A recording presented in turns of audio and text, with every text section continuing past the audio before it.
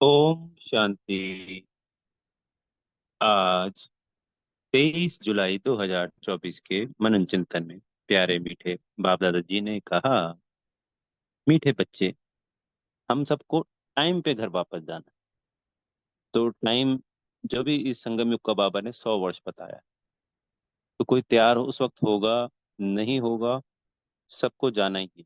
जो नहीं होगा वो सजाएं खाएगा, और जो रेडी है, पहले से हमें कहीं शादी में जाना है और टाइम की पंक्चुअलिटी पूरी है, 9 बजे, तो तैयार वहां पे क्या होता है, तैयार हो गया चला गया, और जो तैयार नहीं हुआ छोड़ दिया।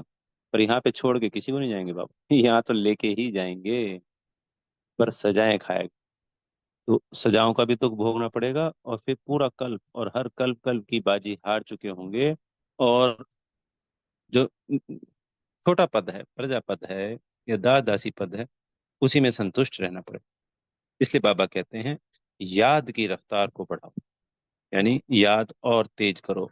अगर अभी 15 मिनट करते हैं, 1 घंटे तक जाओ, 1 घंटा करते हैं तो 2 घंटे तक जाओ। रोज इम्प्रूवमेंट होनी चाहिए। और इस संसार को, इस दुख धाम की सब बातों को भूल जाओ। क्या याद रखना है? अपना घर शांति धाम और अपनी राजधानी सुख धाम। उसमें बड़ी रमणीकता है सुख धाम में। अपने, वो भी घर है, बाबा ने बनाया, निराकार के लिए हमारा घर हो गया। वो शिवालय परम धाम, वहाँ बाबा भी है और हम बच्चे भी हैं। और साकार के लिए हमारी दुनिया हो गई, हमारी अपनी दुनिया है वो, हमारे पिता की दी हुई सौगात। तो प्यारे पिताश्री जी ने दिया है, तो उस पर पूरा अधिकार है। इसलिए उनको याद कर। ये दुखधाम तो हमारा है ही नहीं। हम तो यहाँ ड्रामा प्लान अनुसार पहुंच गए गलती से। जैसे बगीचे से भटकते भटकते जंगल में घुस गए, और जंगल में दलदल में फंस गए। अब बाबा आए हैं, वापस उस दलदल से निकाल के वापस उस बगीचे में ले जाएंगे हमको। फिर बाबा ने कहा, एक कौन सा गुह्य राज तुम बच्चों को, मनुष्यों को सुनाओ, तो उनकी बुद्धि में हलचल हो जाएगी। तो ये आत्मा का राज, परमात्मा का राज, सब कुछ अद्भुत है। पर आत्मा इतनी छोटी बिंदी है, मिट्टी के कण से भी छोटी है, और उसके अंदर सभी का पार्ट भरा हुआ है।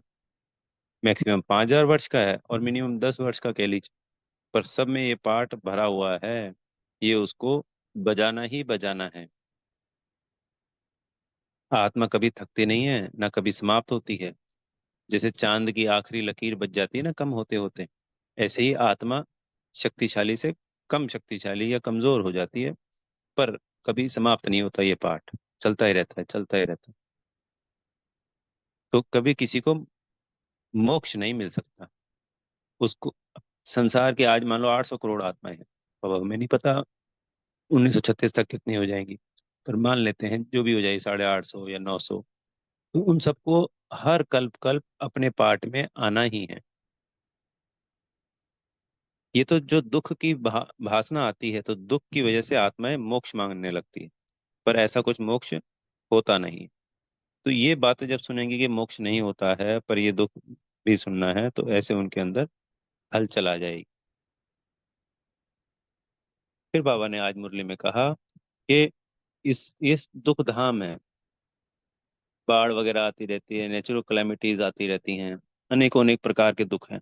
आज फिर बाबा ने दुखों की लिस्ट बताने को, बनाने को कहा है।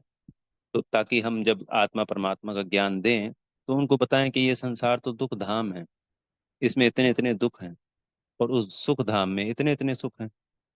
ये दोनों की भेंट करें, यानी कंपैरिजन करें। वो तब होगा, तब लिखा जा सकता है। बाबा ने कहा 20-30 पॉइंट तो लिखो। फिर बाबा ने एग्जाम्पल भी दिया, जैसे फ्लड्स, बाढ़ आ गई तो गरीब दुखी हैं, सामान भी उनका खत्म हो जाता है।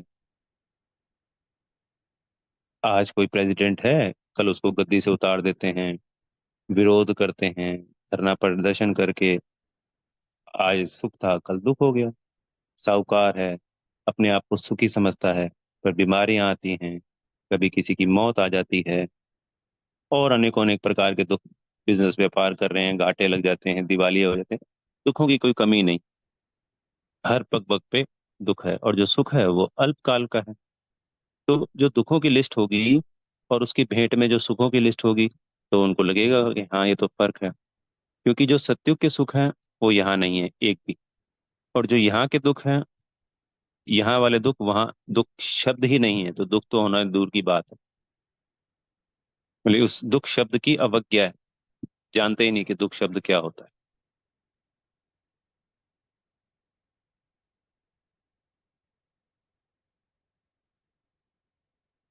तो आज हम सबको दुख की लिस्ट 10 15 20 30 जितने लिख सकते हैं, मोटे मोटे दुख हम लिख सकते हैं। ये हमारा आज का होमवर्क है। और सुखों की भी बनाना चाहें तो सुखों की भी बना ले उसकी भेंट में। तो उनको कहीं कोई हिले, मन हिले डुले कि भैया ये तो बहुत दुख की दुनिया है, और जो आने वाली है वो बहुत सुख की दुनिया है। और फिर बाद में इस सुख दुख के बाद उनको कहेंगे कि भाई ये 5,000 वर्ष का चक्र है, हर 5,000 साल बाद रिपीट होता है। अगर ये हमने सिद्ध कर दिया, सिद्ध करने के लिए हमारे पास चित्र भी हैं और अनेक अनेक पॉइंट भी हैं, तो फिर जागृति आ सकती। फिर वो भी चाहेंगे कि इस दुख की दुनिया से छूटें और उस स्वर्ग में जाएं जो हमारे बाबा की बनाई हुई दुनिया।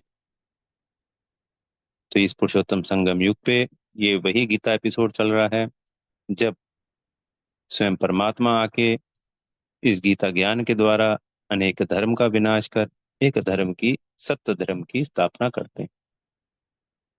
हमारा जो धर्म है, सर्वोच्च धर्म, पवित्र प्रवृत्ति मार्ग है। संसार में अफवाह फैला दी कि हम तो बहन भाई बना देते हैं, ये भी आज मुरली में पॉइंट आया, तो उनकी गलतफहमी दूर करनी। हमारा पवित्र प्रवृत्ति मार्ग है। तो लक्ष्मी नारायण और उनके राज्य में जितनी प्रजा थी, 9 लाख से लेके 2 करोड़ तक, और राम सीता जी के राज्य में जो 33 करोड़ थे, वो सभी प्रवृत्ति मार्ग वाले थे, कोई सन्यासी नहीं थे। और सभी पवित्र थे, 33 के 33 करोड़।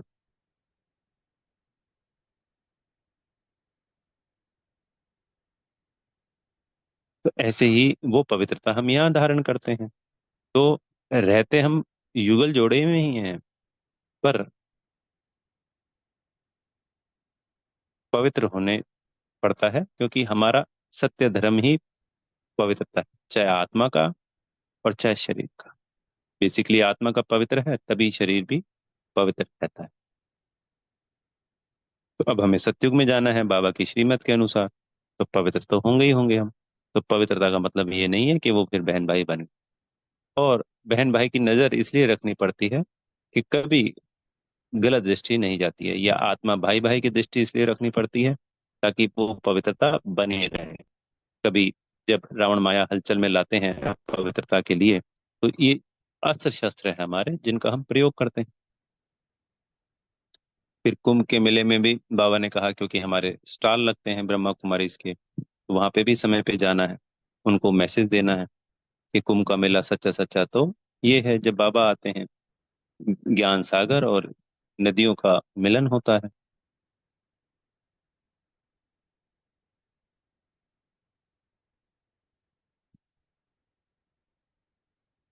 फिर ये सारा ड्रामा भारत पे बना हुआ है। बाबा ने कहा कि भाई भारत में ही असीम सुख होता है। सत्युग पूरा 100% सुख, त्रेता 100% सुख, द्वापर में सिर्फ आटे में नमक जितना ही दुख है पूरे द्वापर। तो वो सुख की दुनिया हो गई।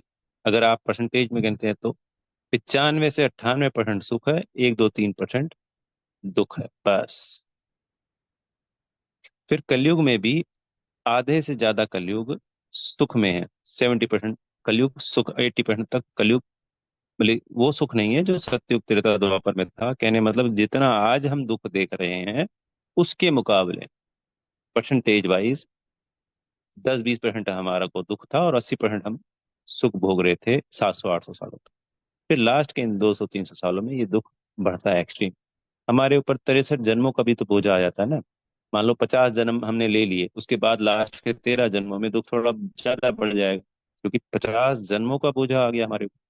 तो जो सुख हम देखते हैं संसार की, तो दूसरी आत्माएं आती है 2,500 साल, 2,250 साल, 2,000 साल के लिए, उसी में उनको सुख और दुख देखना है। तो वो एक्सट्रीम सुख तो कभी देख ही नहीं पाए जो सतयुग तरह का था, वो तो खत्म ही हो गया। अगर द्वापर और कलयुग की भी भेंट करें तो पूरा द्वापर हम सुखी हैं।